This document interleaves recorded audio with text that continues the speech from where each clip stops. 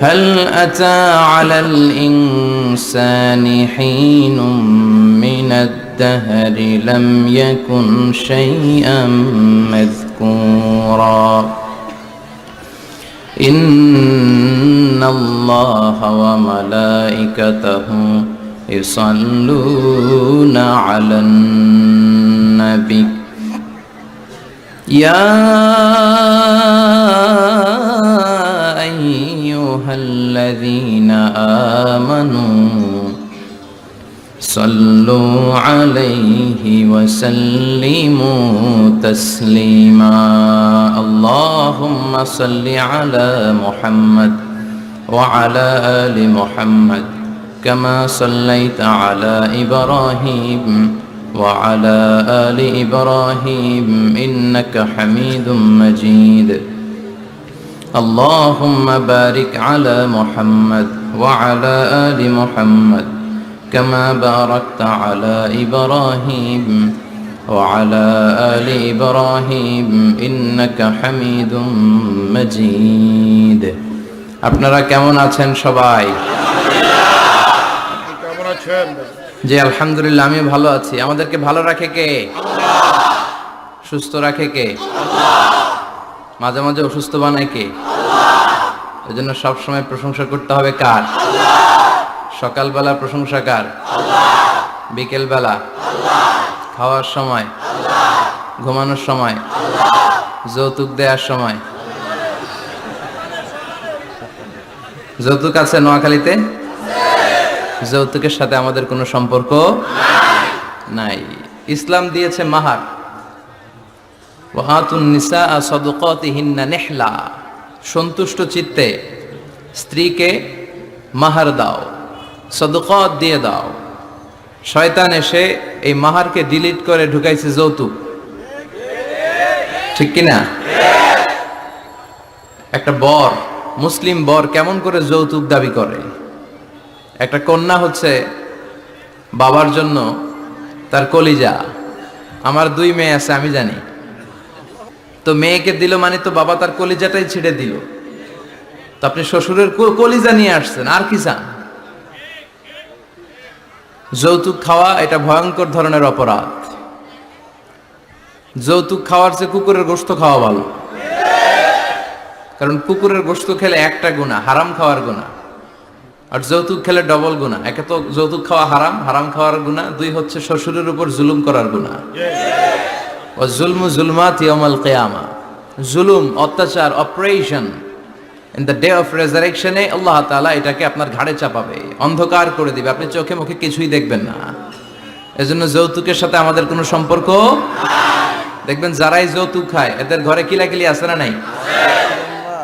বউয়ের সাথে ভালোবাসা বিনিময় করতে পারে না, ঠিক কি না? কারণ ওইখানে একেবারে পিওর ভালোবাসা নাই, এখানে দেয়া নেয়ার সম্পর্ক, ঠিক কি না?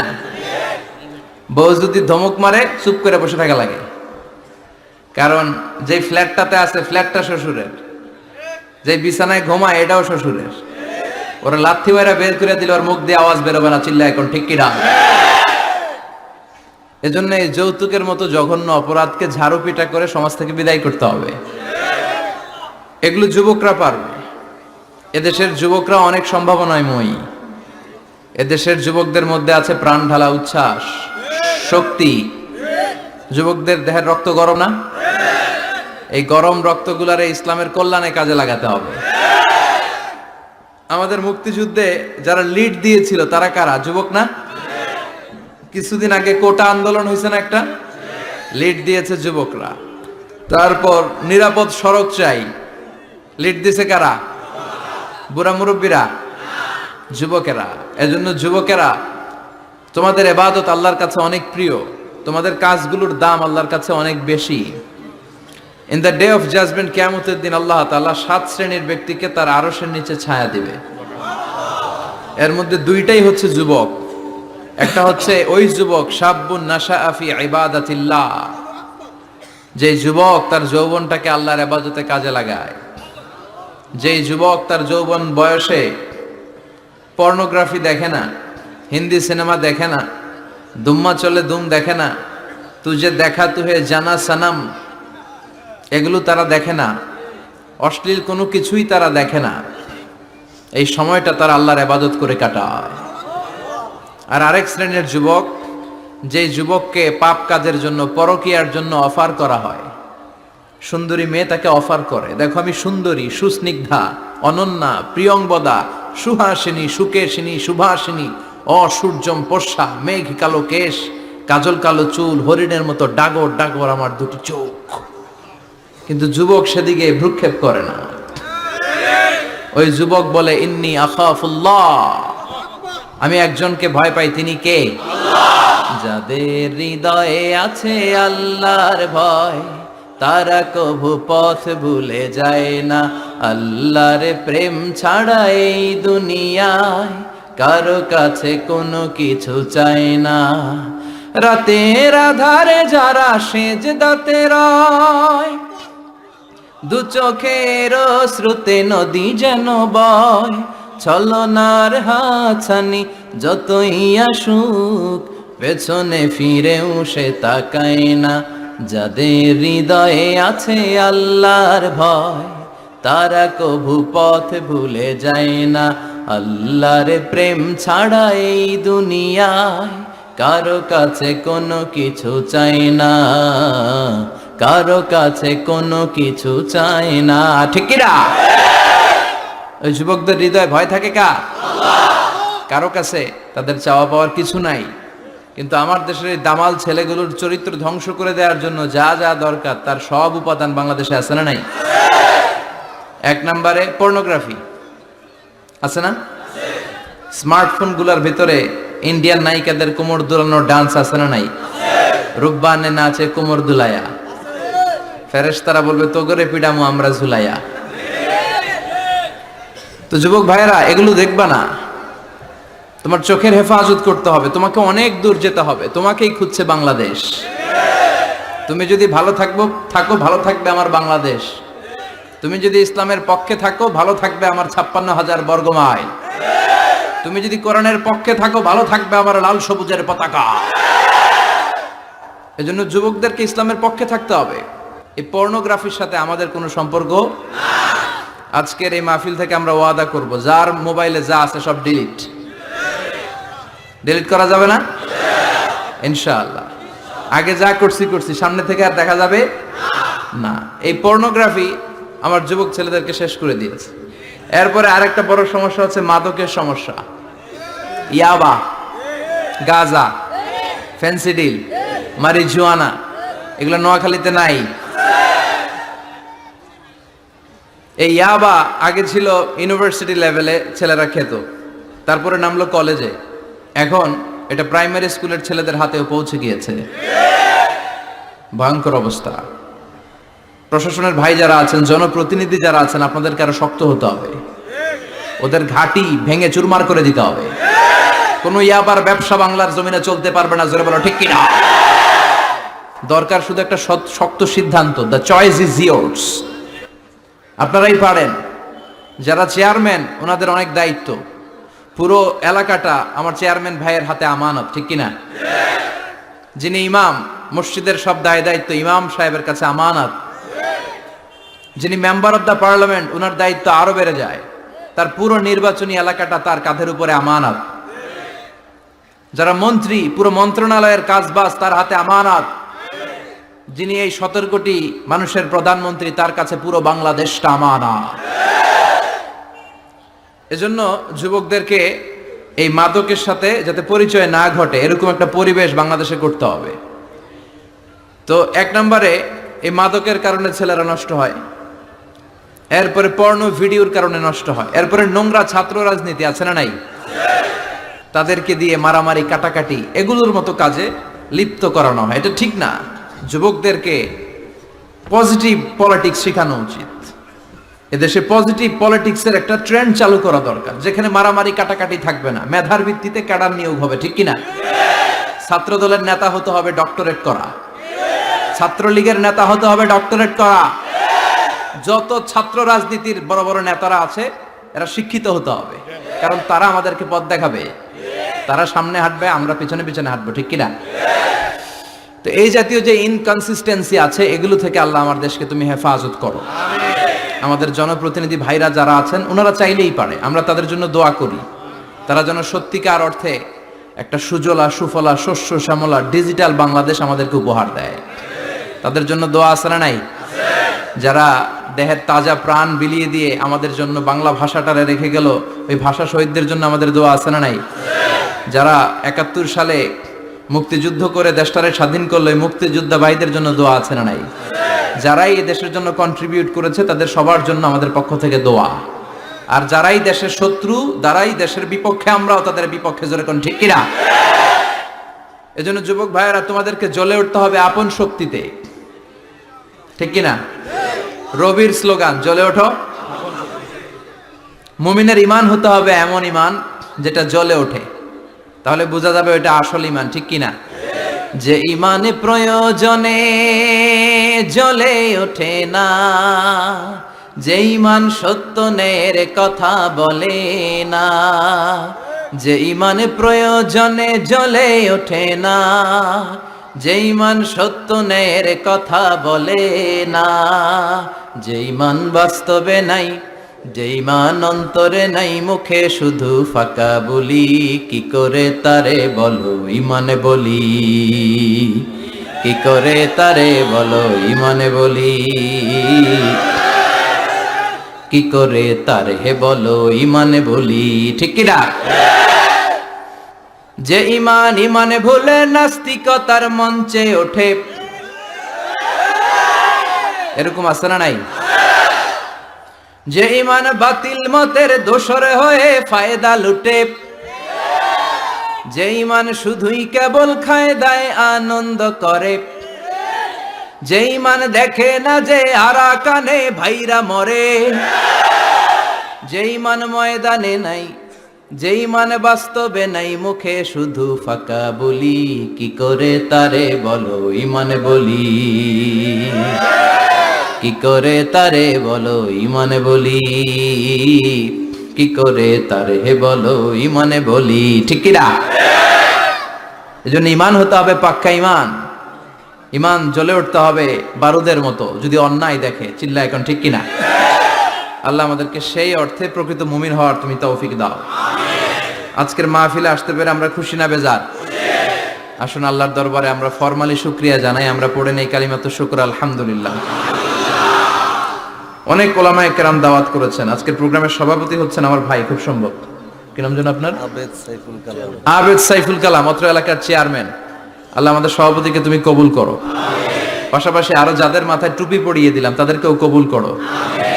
চমৎকার এক দৃশ্যের অবতারণা ঘটিয়েছে আজকের ইন্তেজামিয়া কমিটি। এরকম আমার এক্সপিরিয়েন্স নাই আর কি, যারা অতিথি তাদেরকে টুপি পরিয়ে বরণ করা। আল্লাহ ভাইদেরকে তুমি ইসলামের জন্য কবুল করো, তারা যেন আমরণ দেশের দশের ইসলামের খেদমত করতে পারে, তুমি তৌফিক দাও। অনেক আলোচক আপনারা দাওয়াত করেছেন, আলহামদুলিল্লাহ। যারাই এখানে কথা বলেছে নিঃসন্দেহে কোরআন থেকে বলেছে, কারণ আমাদের তাফসিরুল কোরআনের মাহফিলের সিলেবাস একটা, এটার বাইরে থেকে আমাদের কথা বলার সুযোগ আছে? আমরা যদি এখানে ত্রিপিটক থেকে কথা বলি, গীতা বাইবেল থেকে কথা বলি, রামায়ণ মহাভারত থেকে কথা বলি, আপনারা কেউ শুনবেন? আপনারা বলবেন যে হুজুর এই বইটা থেকে কথা বলেন। আমাদের সিলেবাস হচ্ছে কোরআন। চিৎকার করে বলতে হবে, আমাদের সিলেবাস কি? কোরআন। এই কোরআন দিয়ে দেশের সব আইনগুলো হোক, আমরা চাই কি চাই না? এই কোরআনটা সংসদ ভবনে থাক, চাই কি চাই না? ক্যান্টনমেন্টে থাক, চাই কি চাই না? সচিবালয়ে থাক, চাই কি চাই না? দেশের প্রতিটি অঙ্গনে কোরআনের কথাগুলো ছড়িয়ে পড়ুক, কোরআনের আলোতে আমরা যেন আলোকিত হই। আল্লাহ বলেছেন, this is the book whereof there is no doubt in it and a guidance to those who are মুত্তাকিন। এটা এমন বই যে বই একটাও ভুল নাই, আছে? একটাও সন্দেহ নাই, আছে? এজন্য ছেলে মেয়েদেরকে কোরআন পড়াবেন, রাজি আছেন তো? কোরআন যেন প্রতিদিন আমাদের তেলাওয়াত হয়, একটি আয়াত হলেও যেন প্রতিদিন আমরা বঙ্গানুবাদ পড়ি। মাতৃভাষায় কোরআনটাকে বুঝতে হবে, এটা সবচেয়ে বড় ফরজ। বাংলা বুঝি না এমন কি কেউ এখানে আছেন? তো আমরা সবসময় এই বইটা থেকে কথা শুনি। এই বইটা সবার, এই বইটা বিএনপির ভাইদের, এটা আওয়ামী লীগের ভাইদের, এটা জাতীয় পার্টির ভাইদের, এটা জামাত ইসলামের, এটা পীরের মুরিদের, এটা তাবলীগের ভাইদের, এটা আস্তিকদের, এটা নাস্তিকদের, এটা হিন্দুদের। এটা আলাদা কারণ, এটা সবার। এই কিতাবটা হিন্দুদেরও কিতাব, ওরা পড়ে না তো আমি কি করব? ইসলাম এটা কি কুক্ষিগত আমার বাপের ধর্ম? সবার ধর্ম, সবার। ওরা মানে না তো আমি কি করব? বিশ্বনবী উনি সবার নবী। বিশ্বনবী কি শুধু আমাদের নবী? উনি হিন্দুদেরও নবী, উনি বৌদ্ধদেরও নবী, উনি অগ্নি উপাসকদেরও নবী, উনি নারীদের নবী, উনি পুরুষদের নবী, উনি আরবদের নবী, উনি অনারবদের নবী, উনি বিশ্বনবী। উনি বিশ্বনবী, সবার জন্য এসেছেন। As a father, as a husband, as a lawgiver, as a lawmaker, as a reformer of the society, as a commander, as a messenger, Muhammad is the superman of the world.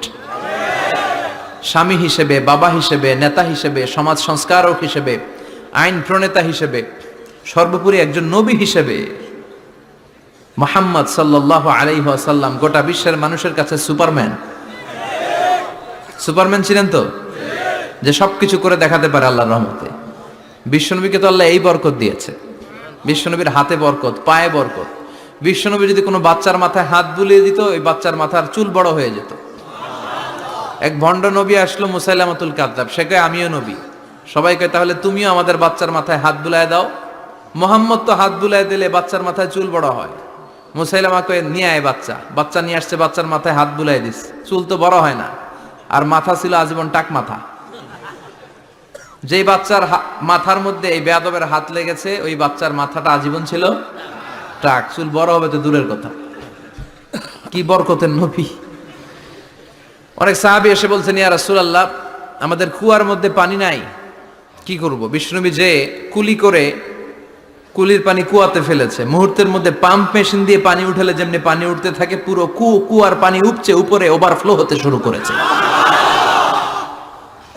অনেক জায়গায় কুয়ার পানি লবণাক্ত, সাহাবারা খেতে পারে না।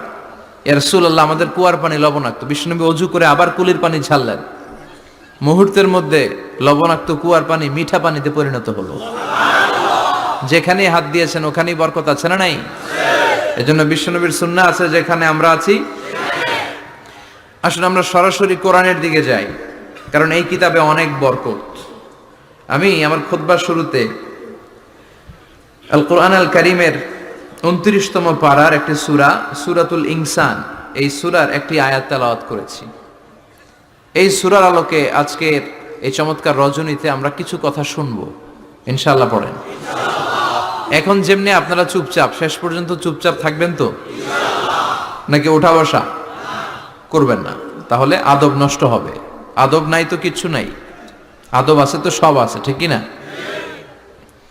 সূরার নাম হচ্ছে সূরাতুল ইনসান। সবাই বলেন সূরার নাম, আরো জোরে বলেন ইনসান। 29তম পারায় অবস্থিত। কোন পারায়? 31টা আয়াত। কয় আয়াত? এই সূরাটা মাক্কি সূরা। কি সূরা? বিশ্বনবীর জীবনে দুইটা পর্ব, একটা মাক্কি পর্ব আর একটা মাদানী পর্ব। হিজরতের আগে যে সূরা নাজিল হয়েছে এগুলো মাক্কি, হিজরতের পরে যা নাজিল হয়েছে এগুলো মাদানী। এটা বিশ্বনবীর হিজরতের আগে নাজিল হওয়ার সূরাগুলোর অন্তর্ভুক্ত, ঠিক কি না? ঠিক এতটুকু কথাবার্তা ক্লিয়ার না? এবার আসেন সামনে যাই। সূরাতুল ইনসানই শুধু সূরাতুল ইনসানের নাম নয়, এছাড়াও এই সূরার আরেকটা নাম আছে। সে নামটা হচ্ছে সূরাতুদ দাহার। হাফেজ আছো কারা কারা? দেখি হাত তোলো। অনেক আছে, মাশাআল্লাহ মাশাআল্লাহ। তো কিছু কিছু কোরআনে এই সূরাটার নাম লেখা থাকে সূরাতুল ইনসান, কিছু কিছু জায়গায় লেখা থাকে সূরাতুদ দাহার, হাইনুম মিনাত দাহার। যেহেতু প্রথম আয়াতে দাহারের কথা আছে, আবার হাল আতা আলাল ইনসান, ইনসানের কথাও আছে। এজন্য কোন নুসখাতে এই সূরার নাম সূরাতুল ইনসান, আবার কোন নুসখায় এই সূরার নাম সূরাতু আদ-দাহার। এই সূরাটা বুখারীর বর্ণনায়, বুখারী সহিহ বুখারীতে এসেছে যে বিশ্বনবী সাল্লাল্লাহু আলাইহি ওয়াসাল্লাম জুমার দিন ফজরের নামাজের যে ফরজ 2 রাকাত, এই ফরজ 2 রাকাতের দ্বিতীয় রাকাতে এই সূরাটা বিশ্বনবী পড়তেন। প্রথম রাকাতে সূরাতুস সাজদা পড়তেন, আলিফ লাম মিম তানজিলুল কিতাব লা রাইবা ফি মির রাব্বিল আলামিন। প্রথম রাকাতে সূরাতুস সাজদা, আর দ্বিতীয় রাকাতে পড়তেন সূরাতুল ইনসান। সুবহানাল্লাহ পড়েন। ইনসান শব্দের অর্থ হচ্ছে মানুষ। ইনসান মানে কি? সবাই বলেন। আপনারা কি? আমরা কি? আমরা মানুষ। তাই মানুষের নামে আল্লাহ কোরআনে সূরা দিলেন, এজন্য জিনেরা মাইন্ড করার সুযোগ নেই। জিনদের নামেও সূরা আছে, কি নাম? সূরাতুল জিন। মানুষ হচ্ছে কোরআনের সেন্ট্রাল থিম, কেন্দ্রীয় আলোচ্য বিষয়। খুব ভালো করে খরগোশের মতো কানটা খাড়া করে শুনবেন। মানুষ হচ্ছে কোরআনের কেন্দ্রীয় আলোচ্য বিষয়, central theme of the holy Quran, subject matter, central subject matter of the holy Quran. কোরআনের কেন্দ্রীয় আলোচ্য বিষয় হচ্ছে কি? কথা বলেন। মানুষ। মানুষকে নিয়ে কোরআনে যত কথা, মানুষকে নিয়ে যত আয়োজন, সবকিছু মানুষকে নিয়ে। এজন্য মানুষই হচ্ছে কোরআনের কেন্দ্রীয় আলোচ্য বিষয়। চিল্লায় পড়েন আল্লাহু আকবার। আবার আল্লাহ বললেন, গোলাম, এই কোরআনের প্রথম সূরার নাম ফাতিহা, দ্বিতীয় সূরার নাম হলো আল বাকারা। বাকারা শব্দের অর্থ হলো গাভী। আর এই কোরআনের সর্বশেষ সূরার নাম হলো সূরাতুন নাস। নাস মানেও মানুষ। আল্লাহ বুঝাতে চাইলেন, কোরআন শুরু করেছি প্রাণীর নামে একটা সূরা দিয়ে, আর এই কোরআনটারে শেষ করেছি মানুষের নামে একটা সূরা দিয়ে। তার মানে এই কোরআনটা যদি ভালোভাবে হৃদয়ঙ্গম করতে পারো, তোমাদের মধ্যে পশুত্বের যে প্রবৃত্তি আছে, পশুত্ব দূর হয়ে তুমি মানুষের মতো মানুষ হয়ে যাবা।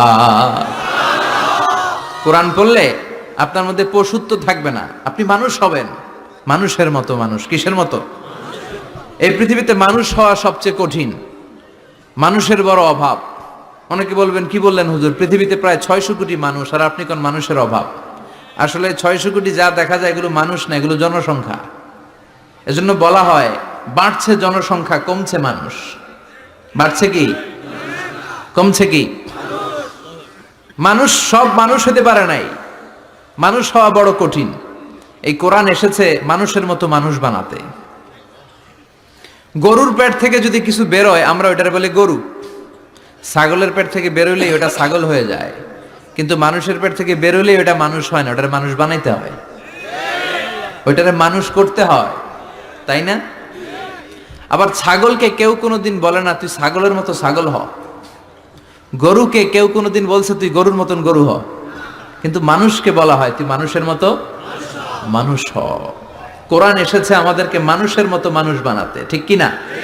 এই দুনিয়া এখন তো আর সেই দুনিয়া নাই, মানুষ নামের মানুষ আছে দুনিয়া বোঝাই, সেই মানুষের ভিড়ে আমার আসল মানুষ নাই, ঠিক কি না? আসল মানুষের বড় অভাব, আসল মানুষের বড় সংকট। এই কোরআন এসেছে আমাদেরকে আসল মানুষ বানাতে, কোরআন এসেছে আমাদেরকে মানুষের মতো মানুষ বানাতে। এজন্য যে মা বাবারা চান আপনার ছেলে টেন্ডারবাজ না হোক, চাঁদাবাজ না হোক, 31st নাইটে মেয়েদের অন্য ধরে টান না দেখ, ফেন্সি ডিলের টাকার জন্য আপনারা লাথি মেরে ঘর থেকে বের না করে দেখ, ওই মা বাবারা ছেলে মেয়েদেরকে একটা কিতাব পড়ায় দিবেন। কিতাবটার নাম কি? এই কিতাবটা পড়লে আপনার ছেলেরা শিক্ষিত বানাবে কে? আমি বলি teach your children the holy Quran, holy Quran will teach your children everything. আপনি আপনার ছেলেরা শুধু কোরআন শিখান, কোরআন আপনার ছেলেরা গোটা দুনিয়াটা শিখাই দিবে। কারণ কোরআনের প্রথম বাণী হচ্ছে পড়ো, educate yourself, educate your generation. নিজে শিক্ষিত হও, সভ্য হও, সিভিলাইজড হও। শিক্ষার কথা কোরআনে আছে না নাই? কোরআনের প্রথম শব্দটা কি?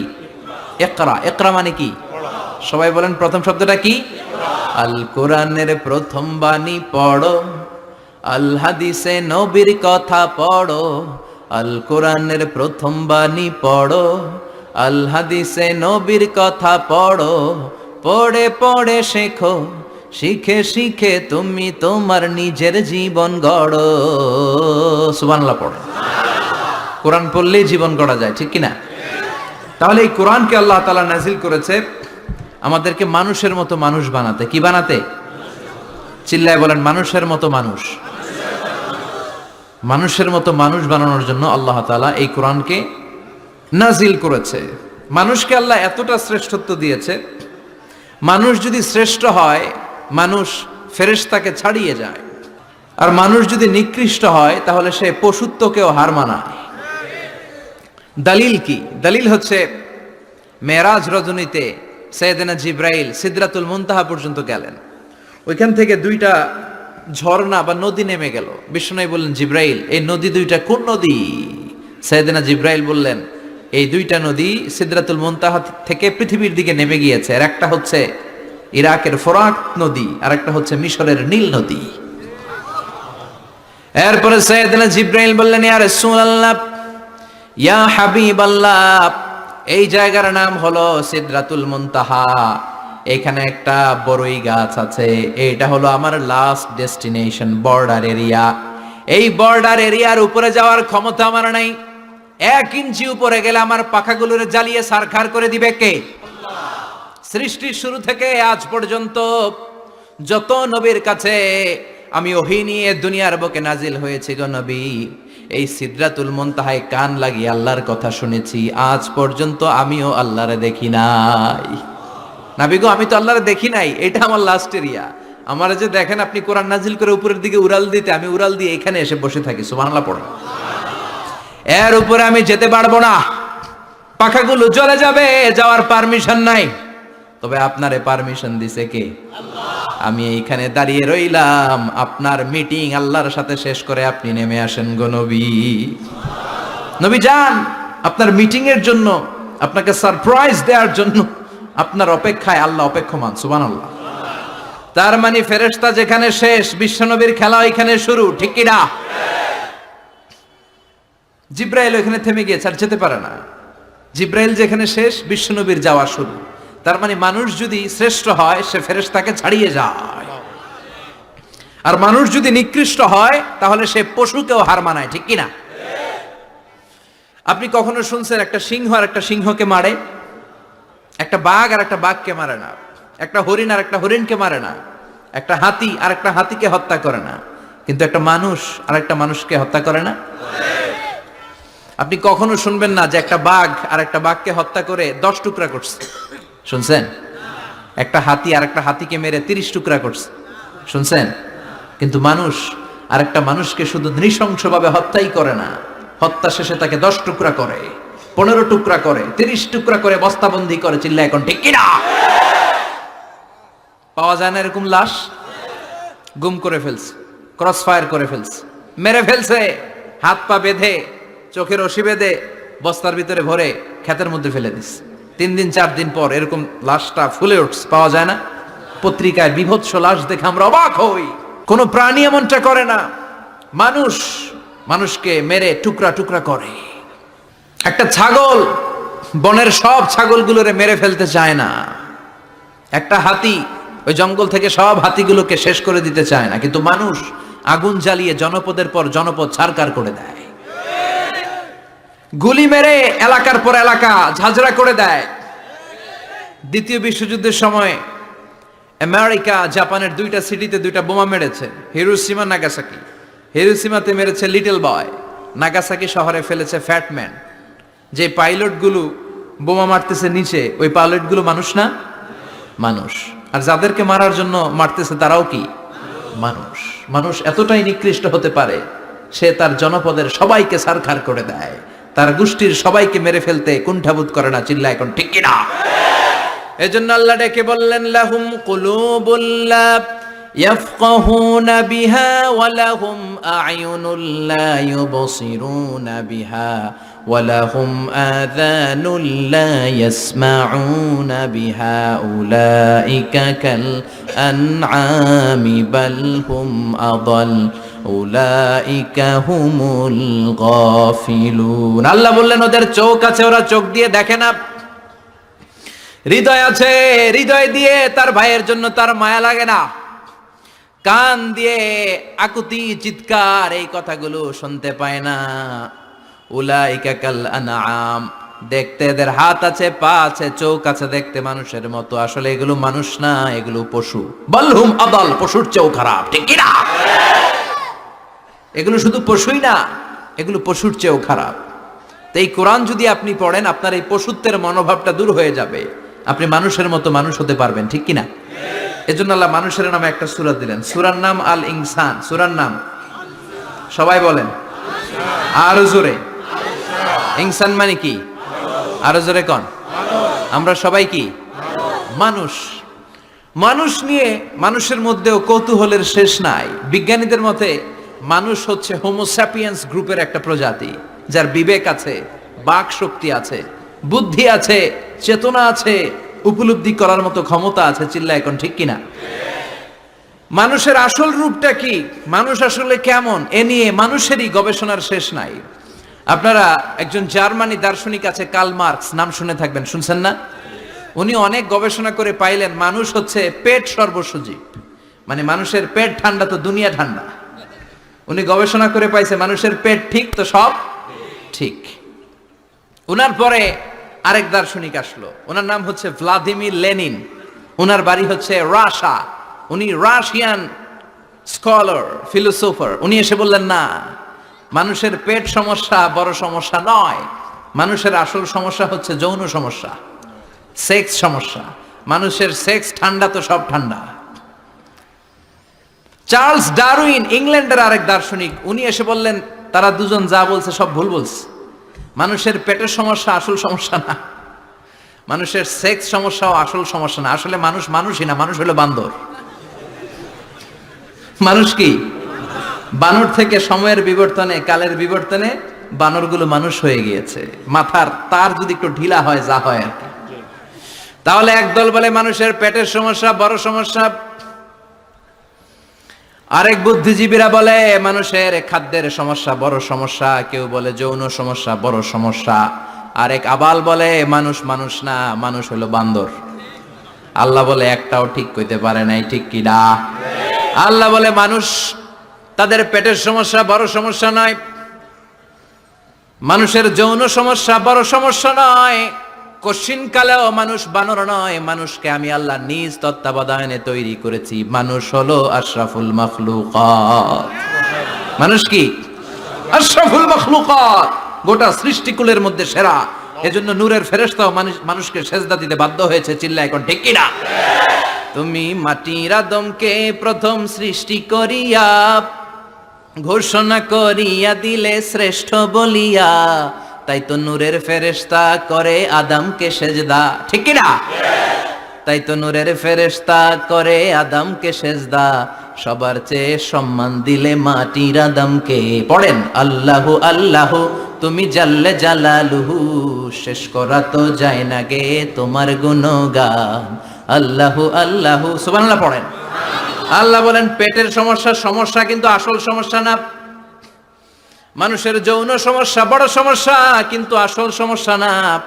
মানুষ বানর নামের প্রজাতির ভেতর দিয়ে মানুষ হয় নাই, মানুষকে আমি নিজে তৈরি করেছি। মানুষকে আমি আশরাফুল মাখলুকাত বানিয়েছি। সুবহানাল্লাহ। বুখারীর বর্ণনা, লাম্মা খালাকাল্লাহু আদম ওয়া কানা তুলুহু 60 যিরাআন। আল্লাহ যখন সাইয়েদনা আদমকে তৈরি করলেন 60 হাত লম্বা করে তৈরি করলেন। কয় হাত? আপনি কয় হাত? আমি কয় হাত? আমরা কয় হাত? কিন্তু আদম ছিল কয় হাত? সুবহানাল্লাহ কইবেন না? আপনারা যখন জান্নাতে প্রবেশ করবেন, বুখারীর ওই বর্ণনাতে এসেছে মানুষরা যখন জান্নাতে প্রবেশ করবে প্রতিটা মানুষ 60 হাত লম্বা হয়ে প্রবেশ করবে। এই দুনিয়াতে দাড়ি রাখার জন্য বিশ্বনবী আদেশ করেছেন, কিন্তু জান্নাতে যারা যাবে এদের দাড়িও থাকবে না, মোছও থাকবে না, গায়ের মধ্যে পশমও থাকবে না। সুবহানাল্লাহ বাড়ি দিয়ে গিয়া চিৎকার করে পড়েন আল্লাহু আকবার। তার মানে মানুষ হলো আশরাফুল মাখলুকাত, গোটা বিশ্বের মধ্যে সেরা। আল্লাহ বললেন আদমকে আমি নিজ হাতে তৈরি করেছি। লাম্মা খালাকাল্লাহু আদম ওয়া কানা তুলুহু 60 যিরাআন, 60 হাত লম্বা করে আদমকে বানিয়েছি। আদমকে সব সৃষ্টির মধ্যে শ্রেষ্ঠত্বের মানদণ্ডে উন্নীত করে আদমকে আমি আশরাফুল মাখলুকাত বানিয়েছি। সুবহানাল্লাহ। আমরা আশরাফুল মাখলুকাত, ভালো লাগে না শুনতে? আমরা হচ্ছি খলিফাতুল্লাহি ফিল আরদ, ইন্নী জাইলুন ফিল আরদি। আল্লাহ বলেন আমি দুনিয়াতে আমার আদেশ বাস্তবায়নের জন্য, লি ইজরাই আহকামিল্লাহি ওয়া তানফিযি আওয়ামিরিল্লাহ, আল্লাহর আদেশ আল্লাহর নিষেধ জমিনের বুকে পালন করার জন্য মানুষকে আমি খলিফা বানিয়েছি। কার কথা? চুরি করলে হাত কেটে দাও, কার আইন? নাকি মাননীয় প্রধানমন্ত্রী শেখ হাসিনার আইন? এই দেশের বানানো আইন। চুরি করলে হাত কাটো, কথাটা কার? السارق والسارقة فاقطعوا أيديهما جزاء بما كسبا نكالا من الله والله عزيز حكيم. If anyone steal something very precious from the society, the government should cut down his right hand. দামি কিছু চুরি করলে এটা সাক্ষীর দ্বারা সাব্যস্ত হলে গভর্নমেন্টের উচিত তার ডান হাতটা এক কোপ মেরে কেটে দেয়া। কার কথা?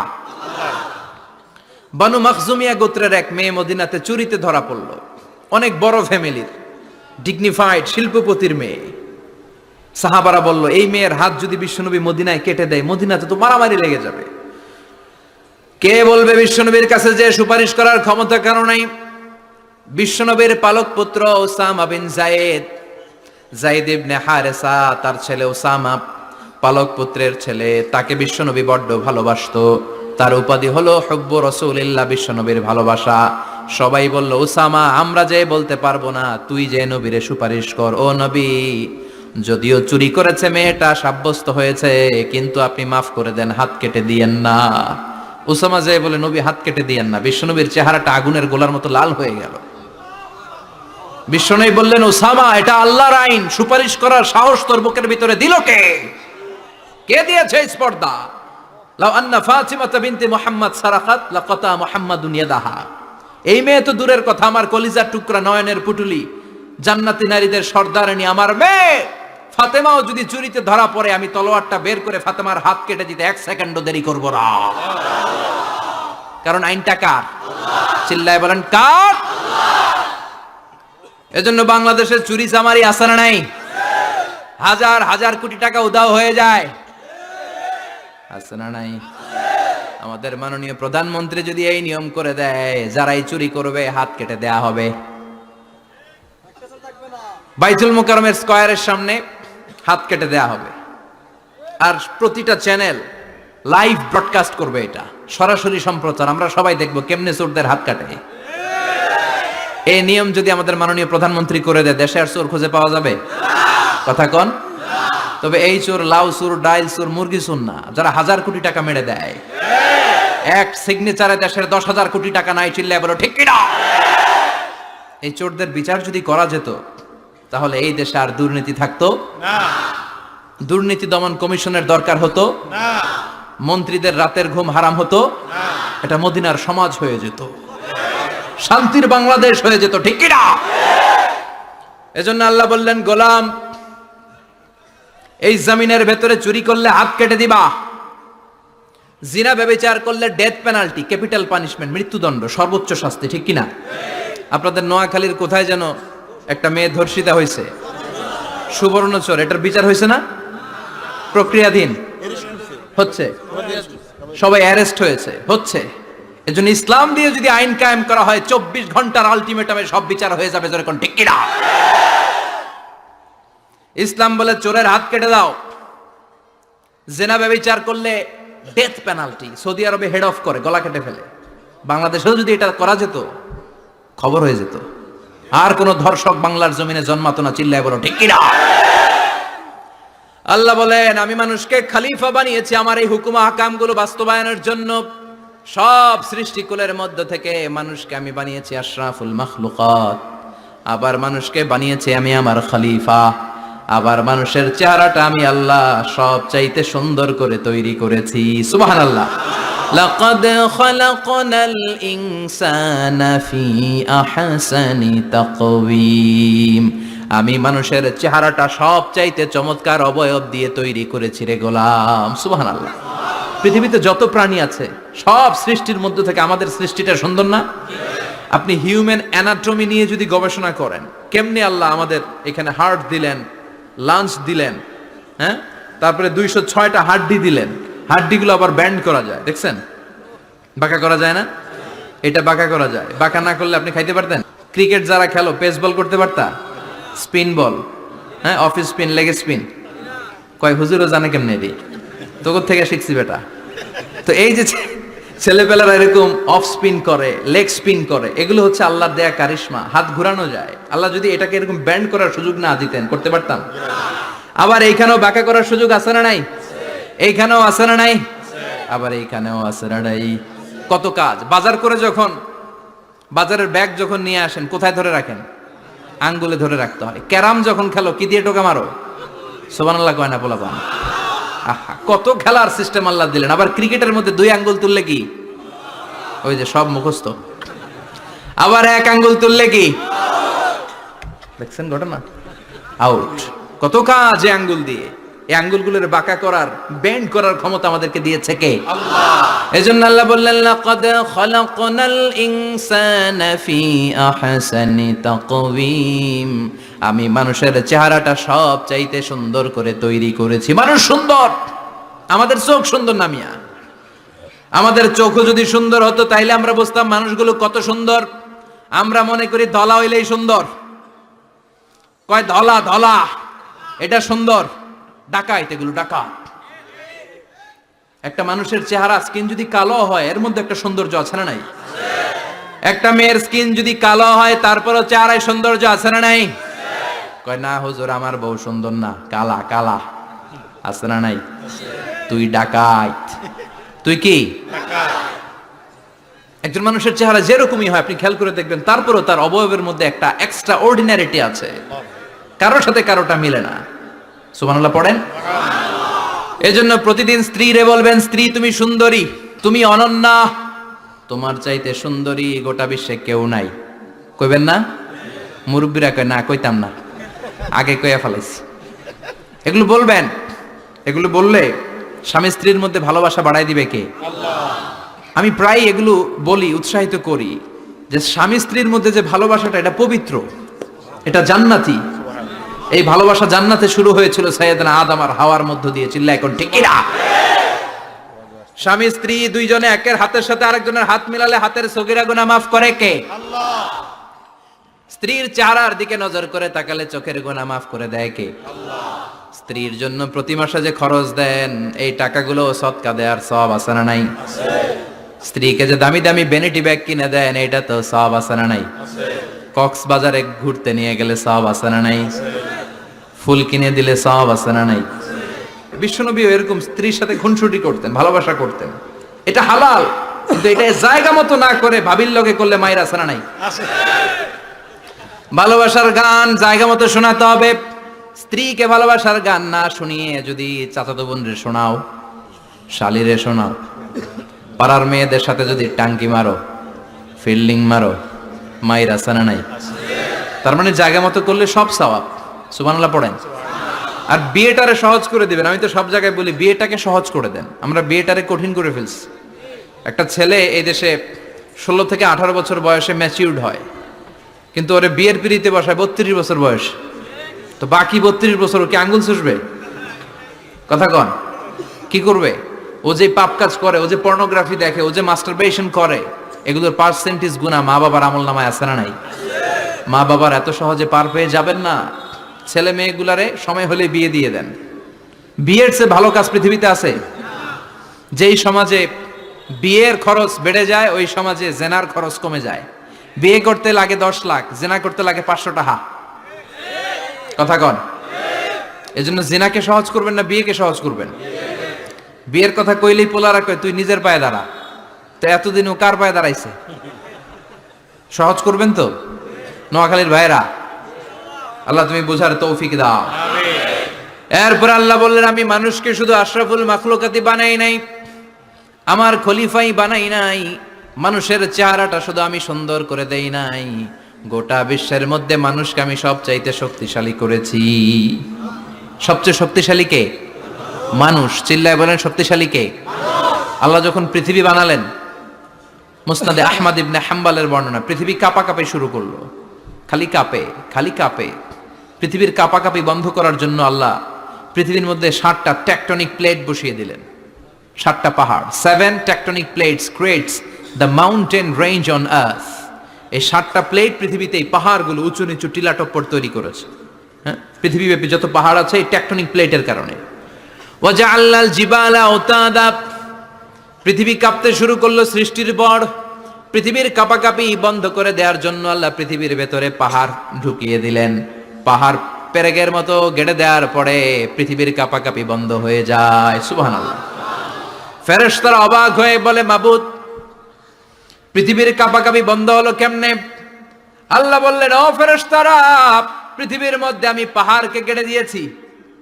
পাহাড় কেটে দেওয়ার কারণে পৃথিবীর কাঁপাকাঁপি বন্ধ হয়ে গেছে। ফেরেশতারা বললেন, তাই নাকি? পাহাড়ের এত বড় শক্তি। ইয়া রাব, হাল মিন খালকিকা আশাদ্দা মিনাল জিবাল। আপনার এই সৃষ্টিকুলের মধ্য থেকে পাহাড়ের চাইতে বেশি শক্তিশালী কিছু আছে নাকি? আল্লাহ বললেন, হ্যাঁ আছে। পাহাড়ের চাইতে শক্তিশালী হচ্ছে আল হাদিদ, মানে লোহা। পাহাড়ের চেয়ে শক্তিশালী কি? এই লোহার নামে কোরআনে সূরা আছে না নাই? সূরার নাম কি? কথা বলেন। وأنزلنا الحديد فيه بأس شديد।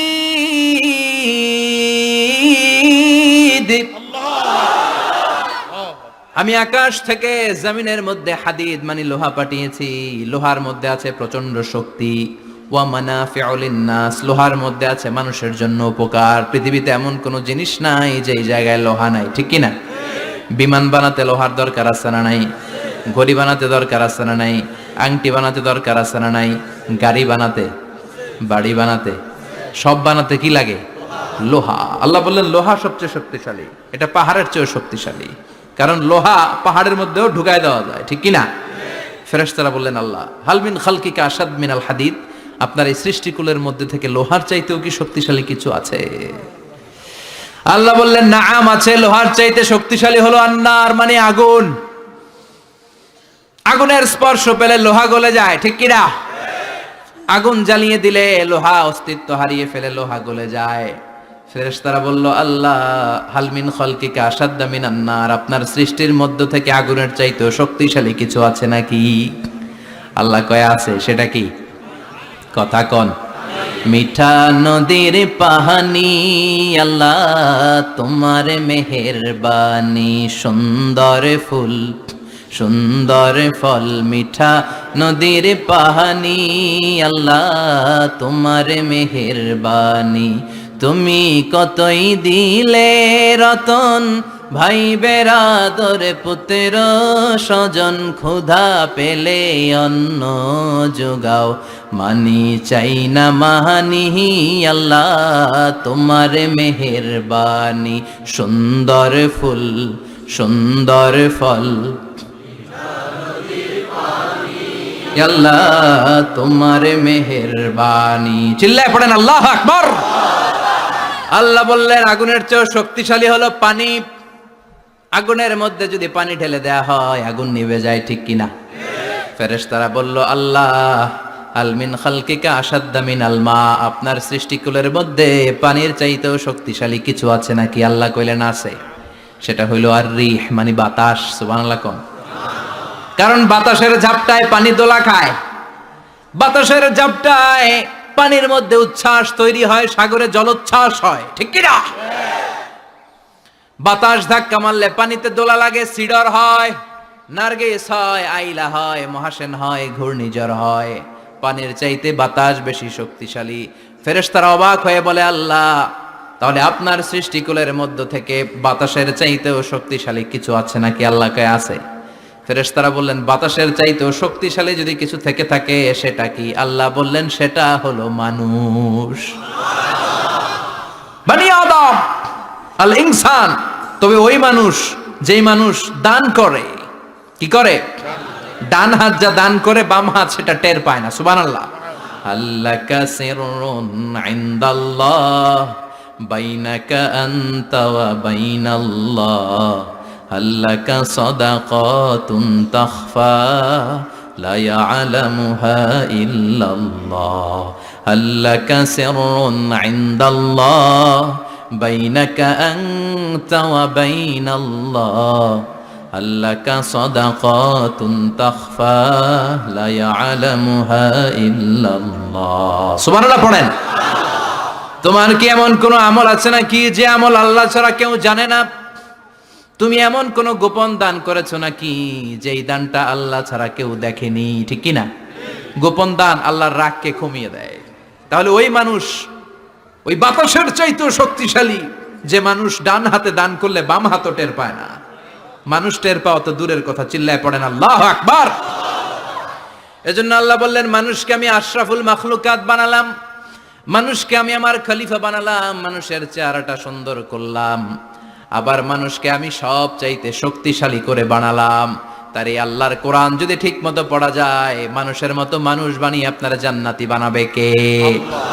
তার মানে এই কোরআন পড়লে মানুষের মতো মানুষ হওয়া যায়। চিল্লায় বলেন, কি হওয়া যায়? সবাই বলেন, মানুষের মতো মানুষ হতে চান তো সবাই?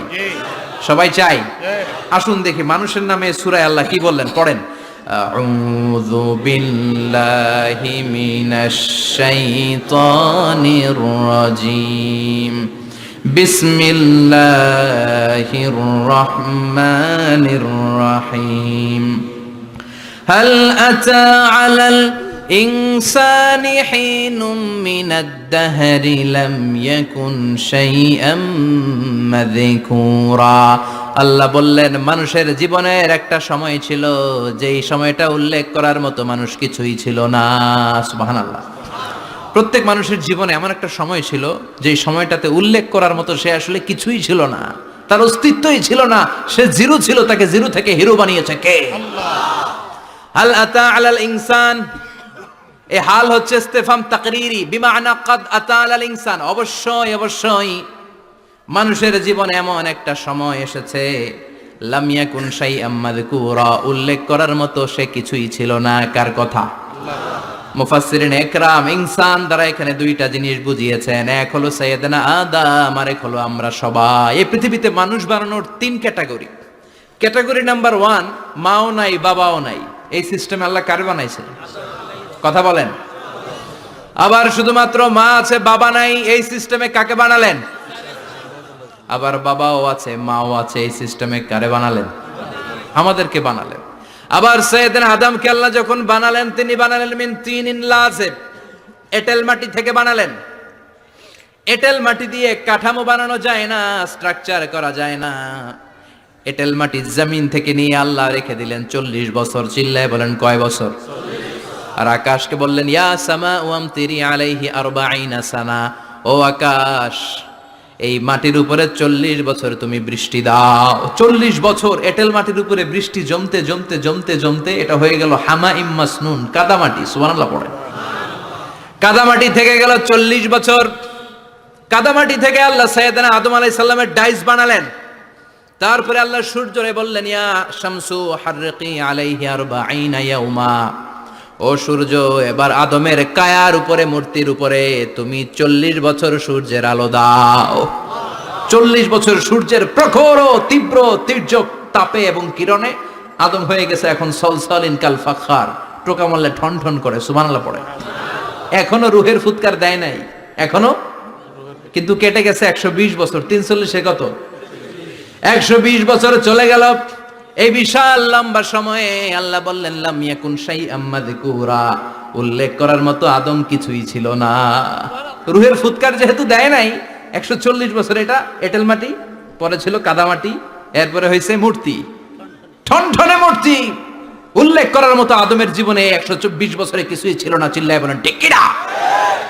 আবার আমরাও যারা সলিমুদ্দি কলিমুদ্দি, আমরাও আমাদের মায়ের পেটের ভেতরে প্রথমে ছিলাম 40 দিন। বুখারীর বর্ণনা, ইন্না হাদাকুম ইউজমাউ খালকুহু ফি বাতনি উম্মিহি 40 ইয়াওমান সুম্মা ইয়াকুনু নুতফাতান মিসলা যালিক সুম্মা ইয়াকুনু আলাকাতান মিসলা যালিক ফায়াতি ইলাইহিল মালাকু ফায়ানফাখু ফীহির রূহ। আমরা যারা সলিমুদ্দি কলিমুদ্দি, আমরা আমাদের মায়ের পেটের ভেতরে 40 দিন ছিলাম নুতফা, এক ফোঁটা বীর্য। তারপরে 40 দিন ছিলাম আলাকা, রক্তপিণ্ড। তারপরে 40 দিন ছিলাম মুদগা, গোশতপিণ্ড। 3 40 120 দিন। কয় দিন?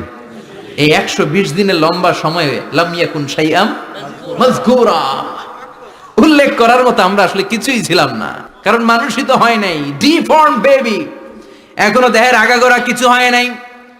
120 দিন পর ফেরেশতা এসে আমার দেহের মধ্যে ফুৎকার দিয়ে যায়, তখন আমার হার্ট পার্টিশন চালু হয়ে যায়, আমার হার্টবিট চালু হয়, সিস্টোলিক ডায়াস্টোলিক, এই যে ধপ ধপ ধপ, এই প্রেসারটা ছাড়া মানুষ বাঁচে? ফুসফুসের কাজ কি? খালি ধপ ধপ করে, দম টানে আর দম নেয়, দম ফুরাইলে ঠুস। হায় রে মানুষ রঙিন ফানুস, দম ফুরাইলে তবু তো ভাই কারোরই নাই একটুখানি। হায় রে মানুষ রঙিন ফানুষ, রঙিন ফানুষ, হায় রে মানুষ। সুবহানাল্লাহ। আমরা ছিলাম নুতফা, আলাকা, মুদগা, sperm drop, then blood clot, and finally the little flesh. আমি আমার এমফিল রিসার্চ করেছি এটার উপর। এটা ইংরেজিতে বলে এমব্রয়োলজি, ভ্রূণতত্ত্ব। How the little embryo develops in mother womb, মায়ের পেটে এই ছোট্ট ভ্রূণ এটা কেমন করে শুক্রাণু ডিম্বাণু থেকে 8 মাস 10 মাস 9 মাস পরে কেমন করে জমিনে আসে। How the little embryo develops in mother womb, মায়ের পেটে কেমন করে ডেভেলপ করে। একেবারে ক্ষুদ্র ছিলাম আমি, তুচ্ছ ছিলাম আমি, নগণ্য ছিলাম আমি। আমার কোনো নাম ছিল না, আমার কোনো গ্রাম ছিল না, আমার কোনো পরিচয় ছিল না। এখন দুনিয়াতে আমাদের পরিচয় আছে না নাই? কিন্তু মিজানুর রহমান আজহারী একটা সময়ে লাম ইয়াকুন শাইআম মাযকুরা, তোরা কেউ চিনতো না, তোর নামটাও কেউ জানতো না, উল্লেখ করার মতো তুই কিছুই ছিলি না। এটা দিয়ে আল্লাহ বুঝাতে চাইলেন তোর কিছুই ছিল না, জিরো থেকে আমি হিরো বানালাম। ক্ষমতার দাপট দেখাবি না, ক্ষমতার অহংকার দেখাবি না, টাকা পয়সার গরম দেখাবি না। 2 দিনের টাকার মালিক হয়ে ওর পা জমিনে লাগে না এরকম টাকা আছে না নাই? লাম ইয়াকুন শাইআম মাযকুরা, তোর চেয়ে বড় ক্ষমতাশীল ছিল ফেরাউন। আল্লাহ ছাড় দিয়েছে, ছেড়ে দেয় নাই, ঠিক কি না? নমরুদরে ছাড় দিয়েছে, ছেড়ে দেয় নাই, ঠিক কি না? আবু জাহেলকে ছাড় দিয়েছে, ছেড়ে দেয় নাই, ঠিক কি না? এখনো যারা গাদ্দারি করে, ইসলামের বিপক্ষে কথা বলে, ইসলামকে জমিনের ভিতর গেড়ে দিতে চায়, দেখা যায় আল্লাহ ওদেরকে ছাড় দেয় কিন্তু ছেড়ে দেবে না। চিল্লায় কও ঠিক কি না? পৃথিবীতে কেউ তো স্থায়ী হয় না, হোক না সে ফেরাউন কিবা নমরুদ। কেউ ভাবে চিরদিন রয় না, কেউ ভাবে চিরকাল রয় না। কেউ থাকতে আসে নাই, এত বড় বড় দাপটওয়ালারা সব শেষ। আমি তো প্রায় জায়গায় বলি আমি ফেরাউনের লাশটা নিজে দেখে এসেছি, যেহেতু আমি আল আজহার ইউনিভার্সিটির স্টুডেন্ট। 200 পাউন্ড লাগে দেখতে, আমি দেখছি ফ্রি। আমার আল আজহারের জামিআতু আল আজহার শরীফের একটা কার্ড ছিল, ওটা দেখাইলে সব ফ্রি, ফ্রিতে দেখে আসছি। ঢুকে দেখি ফেরাউন চাচা শুয়ে রয়েছে। আমি বললাম ফেরাউন চাচা কেমন আছো, how are you, what's up man. কোনো আওয়াজ নাই। আমি জিজ্ঞেস করেছি তাকে কেমন আছো তুমি, কি অবস্থা, কেমন যাচ্ছে তোমার, হোয়াটসঅ্যাপ, কোনো আওয়াজ নাই। আমি অবাক হয়েছি, এই লোকটার হুঙ্কারে মিশরের জমিন থার থার করে কাঁপতো, আজ করে শেষ করে দিছে কে? আজ আছে কাল নাই, ঠুস দম ফুরাইলে। এজন্য আল্লাহ বললেন হাল আতা আলাল ইনসানি হিনুম মিনাদ দাহরি লাম ইয়াকুন শাইআম মাযকুরা। মানুষের জীবনে এমন একটা সময় ছিল উল্লেখ করার মতো সে কিছুই ছিল না। আমরা যে কত ক্ষুদ্র ছিলাম আপনি কল্পনা করতে পারবেন না। ফালইয়ানযুরিল ইনসানু মিম্মা খুলিকা, খুলিকা মিম্মা ইন দাফিক ইয়াখরুজু মিন বাইনিস সুলবি ওয়াত তারাইব। বাবার পৃষ্ঠদেশ থেকে, মায়ের বক্ষদেশ থেকে দুইটা মিলিত হয়ে মায়ের জরায়ুর ভেতরে তোরে সেট করলো কে? আমরা ছিলাম শুক্রাণু। শুক্র চিনেন?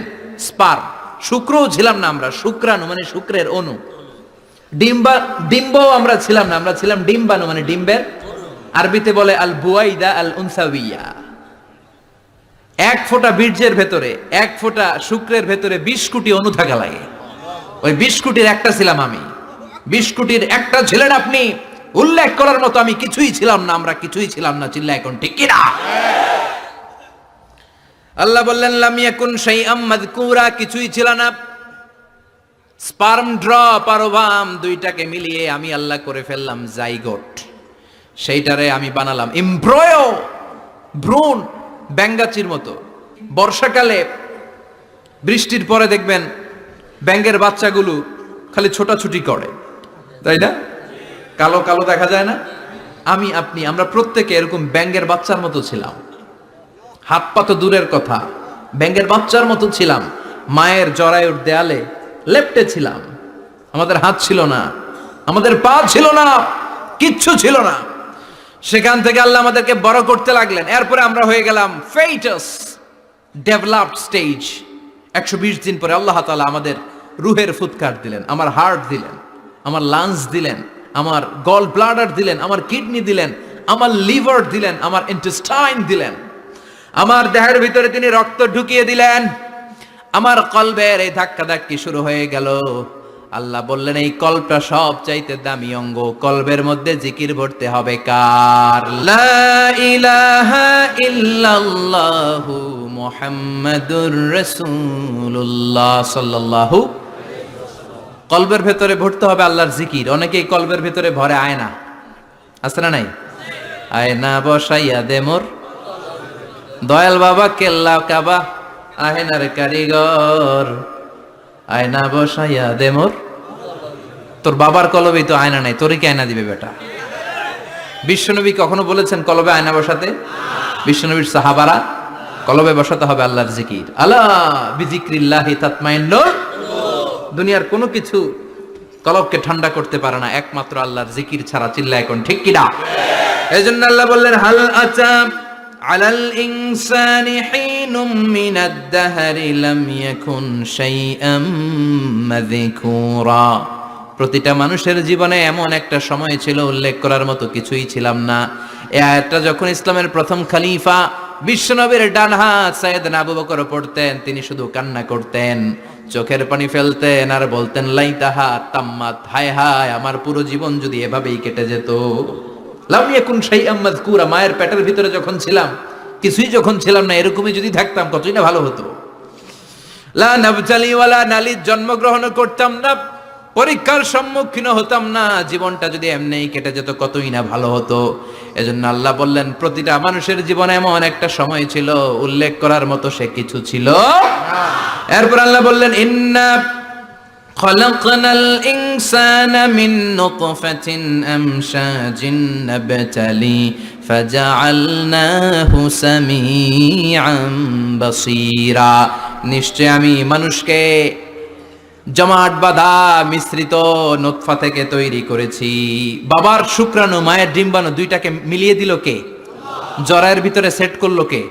আল্লাহ বললেন ফি কারারিম মাকিন, গোপনতম প্রকোষ্ঠে, যেই প্রকোষ্ঠে কোনো কবিরাজের কবিরাজি কাজে লাগে নাই, কোনো ডাক্তারের ডাক্তারি কাজে লাগে নাই, কিন্তু 9টা মাস ধরে খাবার পানি আর অক্সিজেন তোরে দিছে কে? আল্লাহ। আবার আল্লাহ বললেন ফি যুলুমাতিন সালাস, 3টা প্যাকেট পড়িয়ে তোরে আমি রেখেছি, যতটুকু টেম্পারেচারে রাখলে তুই বেঁচে থাকবি ততটুকু টেম্পারেচারে তোরে রেখেছে কে? এজন্য আল্লাহ বললেন মিন নুতফাতিন আমশাজিন নাবতালি, তারপরে তোকে আমি পরীক্ষা করতে শুরু করলাম দুনিয়ায়। দুনিয়াতে আমাদের জন্য পরীক্ষা আছে না নাই? যে আল্লাহর কাছে যত প্রিয় তার পরীক্ষাও তত আসাদুন নাসি বালাআন আল আম্বিয়া। দুনিয়ার মধ্যে সব চাইতে বেশি আল্লাহ পরীক্ষা করেছেন নবীদের, ঠিক কি না? সাইয়েদনা ইউসুফ আলাইহিস সালাম 10 বছর জেলে বন্দী ছিলেন, বিশ্বনবী 3 বছর জেলে বন্দী ছিলেন। শিয়াবে আবি তালেবের জেলখানায় বিশ্বনবী ছিলেন কি ছিলেন না? এজন্য জেল জরিমানা মুমিন ভয় পায় না, ঠিক কি না? আল্লাহ বললেন নাবতালি, তোকে আমি পরীক্ষা করব ভয় দিয়ে, ক্ষুধা দিয়ে, সম্পদের হানি ঘটিয়ে, প্রাণ নাশের হুমকি দিয়ে। ইসলামের কথা বলা এত সোজা না। আপনি ইসলামের কথা বলবেন, আপনার বিরুদ্ধে ষড়যন্ত্র আছে না নাই? কিন্তু এগুলো দেখার আমাদের সময় আছে নাকি? আমরা কোরআনের কথা বলেই যাব, কোরআনের শান্তির বাণী বিশ্বব্যাপী আমরা ছড়িয়েই দিব, ঠিক কি না? আল্লাহ বললেন সামিআন বাসীরা, এরপরে তোরে আমি চক্ষুষ্মান বানালাম, তোকে আমি কান দিলাম, চোখ দিয়ে দেখার সুযোগ দিলাম। চোখ আমাদেরকে দান করেছে কে? এই দুটি চোখ দিয়েছ বলে দেখি যে কত অপরূপ, নয়নাভিরাম খেতে খামারে জুড়াই জ্বালা বিধুর ধূপ, তোমার দেয়া চোখের শুকুর জানাবো তার ভাষা কই, যতই দেখি ততই যেন পলক ছাড়া চেরই, ঠিক না? নেয়ামত আর নেয়ামত এই 2 চোখ দিয়ে দেখি। এজন্য আল্লাহ বললেন আলাম নাজআল লাহু আইনাইনি ওয়া লিসানান ওয়া শাফাতাইনি ওয়া হাদাইনাহুন নাজদাইন। ও বান্দা, তোরে কি আমি চোখ দেই নাই?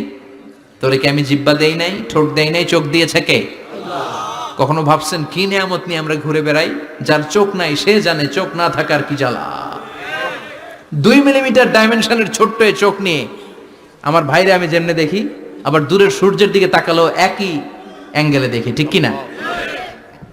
ক্যামেরার মধ্যে অনেক দূরের জিনিস দেখা যায় না, কিন্তু এই চোখ দিয়ে লক্ষ কোটি মাইল দূরে থাকা তারা নক্ষত্রগুলোকেও দেখা যায়, ঠিক কিনা? এই ক্যামেরার ভেতরে জুমিং পাওয়ার যদ্দূর আছে, কমসে কম তার 20 গুণ জুমিং পাওয়ার আল্লাহ চোখের ভেতরে দিয়েছে। ক্যামেরাতে যে পরিমাণ মেগাপিক্সেল আছে তার চেয়ে কয়েকশো গুণ বেশি মেগাপিক্সেল আল্লাহ চোখের ভেতরে ঢুকিয়ে দিয়েছে। আমরা যখন কোনো জিনিসের দিকে তাকাই, একটা লাইট এসে রিফ্লেক্ট করে, সেটা আবার ব্যাক করে আমার চোখের পেছনে রেটিনা থাকে। কি থাকে? এই রেটিনাতে যে নক করে, নক করার সাথে সাথে ওই আলোটাকে ইলেকট্রিক্যাল সিগন্যালের মাধ্যমে ট্রান্সমিট করে এটা ব্রেইনের একটা এরিয়া আছে, ভিজুয়াল এরিয়া, ভিশন এরিয়া, ওই ভিজুয়াল এরিয়াতে পাঠায়। তখন মুহূর্তের মধ্যে আমরা এটা দেখে ফেলি। এই দেখার জন্য কত কিছু হয়ে গেল, কিন্তু আমরা টের পাই না। 1 সেকেন্ডের কয়েক হাজার ভাগের কম সময়, 1 মাইক্রোসেকেন্ড, তারও কম সময়, 1 ন্যানো সেকেন্ডে আমরা তাকাই আর দেখি। কোন সুবহানাল্লাহ। আবার আল্লাহ কান দিলেন, সাউন্ড ওয়েভ তৈরি হয়, শব্দ তরঙ্গ আমাদেরকে শুনতে সাহায্য করে। এগুলোকে বলে ইয়ার ক্যানেল। এই ক্যানেলের ভেতর দিয়ে ঢুকে। অনেকে বলে এই পেছানো পেছনে এগুলো আল্লাহ দিল কেন? মা খালাকতা হাযা বাতিলা। আল্লাহ কোনো কিছু এমনি এমনি দেয় নাই। সুবহানাল্লাহ পড়েন। এমনি এমনি না, এই যে কানের ভেতরে পেছানো পেছনে এগুলো আমরা যেন ঠিকঠাক ভাবে শুনতে পাই, এজন্য দিয়েছেন। সাউন্ড, শব্দ তরঙ্গটা এসেই এই ক্যানেল দিয়ে ঢুকতে হয়। আপনি কান কেটে যদি কান কাটা রমজান হয়ে যান, কিচ্ছু শুনতে পাবেন না। কান কাটা রমজান শুনছেন? ছোটবেলা আমরা শুনতাম কান কাটা রমজান। তো এই কান যদি আপনি কেটে দেন, আপনি কিন্তু কিছু শুনতে পাবেন না। এটা এয়ার ক্যানেল। এই ক্যানেল দিয়ে ঘুরে ঘুরে ঢুকতে হবে ভিতরে। ঢুকেই এয়ার ড্রাম আছে, এয়ার ড্রামে এটা নক করে। মানবদেহের সবচেয়ে 206টা হাড্ডির মধ্যে থেকে সবচেয়ে ছোট সাইজের হাড্ডি থাকে কানের ভেতরে। এটার আবার 3 ভাগ, outer air, middle air, the inner air. 3টা স্টেজ পার হয়ে এটা ব্রেইনের ভেতরে হেয়ারিং নার্ভ আছে, শুনবার জন্য যে স্নায়ু আল্লাহ তৈরি করেছে, ওই স্নায়ুতে যে নক করে, এই নক করা মাত্রই আমরা শব্দটা শুনতে পাই। সুবহানাল্লাহ পড়বেন না? এজন্য আল্লাহ বললেন ফাজআলনাহু সামিআন বাসীরা। তোকে আমি চোখ দিলাম, তোকে আমি কান দিলাম।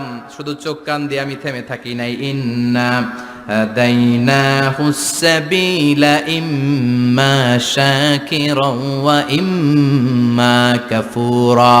আমি আল্লাহ চোখ আর কান দিয়ে থেমে যাই নাই, তোকে আমি সঠিক রাস্তাটা দেখিয়ে দিলাম। আমাদেরকে রাস্তা দেখাইছে কে? আল্লাহ। আল্লাহ বলে দিলেন এটা ডান পথ, এটা বাম দিক। ডান দিকে যাবি তো জান্নাতে ঢুকবি, বাম পথে যাবি তো জাহান্নামে যাবি, ঠিক কি না? এজন্য সব নবীরা ছিল ডানপন্থী, সব নবীরা ডান দিকে চলতো। এজন্য আমরাও ডান দিকে চলি। কথা কন? আমরা সবাই ডানপন্থী। কোন পন্থী? আরো জোরে বলেন, কোন পন্থী? আল্লাহ ডান দিকের রাস্তা দেখিয়ে দিলেন আর বললেন হেদায়েত কেউ দিতে পারে না, হেদায়েত দিতে পারে কে? এরপর আল্লাহ বললেন ইম্মা শাকিরা ওয়া ইম্মা কাফুরা। তুমি শুকরগুজার বান্দাও হতে পারো, আবার কাফেরও হতে পারো। The choice is years. তোমাকে আমি স্বাধীনতা দিলাম। ফেরেশতা আর আল ইনসান, মানুষের মধ্যে মৌলিক ডিফারেন্স এটাই যে ফেরেশতাকে কোনো স্বাধীনতা দেয়া হয়নি, আর আমাদেরকে স্বাধীনতা দিয়েছে কে? পথ আল্লাহ দুইটা দেখিয়ে দিয়েছে। যদি শুকরগুজার হও, আমি নিয়ামত বাড়িয়ে দেব। আর যদি কুফরি করো, জেনে রাখো আমার আযাব বড় কড়া। আমি আল্লাহ সব সময় ধরি না, ধরলে ধরে, ধরে ধরে না, ধরলে আল্লাহ সারে না। তুমি শাকুর হতে পারো, আবার কাফুর হতে পারো। এখানে আল্লাহ তাআলা মানুষের হিউম্যান বিহেভিয়ারাল ক্যারেক্টারিস্টিক্স নিয়ে কথা বলছেন, যে এক একটা মানুষের কত রূপ হতে পারে। আমার এক বিহেভিয়ার, ভাইয়ের এক বিহেভিয়ার, আপনার এক বিহেভিয়ার, এক একজনের এক এক ম্যানার, এক এক অ্যাটিটিউড। একজনের অ্যাটিটিউডের সাথে আরেকজনের অ্যাটিটিউডের কোনো মিল আছে? আল্লাহ এখানে কেবল দুইটার কথা বললেন, শাকিরা, ইম্মা শাকিরা ওয়া ইম্মা কাফুরা। তুমি শুকরগুজারও হতে পারো, আবার চাইলে কাফুরাও হতে পারো। সুবহানাল্লাহ পড়েন। মানুষের আচরণ নিয়ে এভাবে আল্লাহ কোরআনে অনেক কথা বললেন। এক জায়গায় আল্লাহ বললেন আজুলা, মানুষ কি? আরেক জায়গায় বললেন মানুআ, আরেক জায়গায় বললেন জাজুআ, আরেক জায়গায় বললেন যালুমান জাহুলা, আরেক জায়গায় বললেন ইয়াউসা। এক এক মানুষ এক এক ধরনের। কিছু মানুষ আছে যা শুনে খালি ভুলে যায়, আছে না নাই? কিছু মানুষ আছে একবার শুনলে আর ভুলে না। আমাদের জাতীয় কবির নাম কি? জোরে বলেন। ওনার মেমোরিটা ছিল ফটোজেনিক মেমোরি।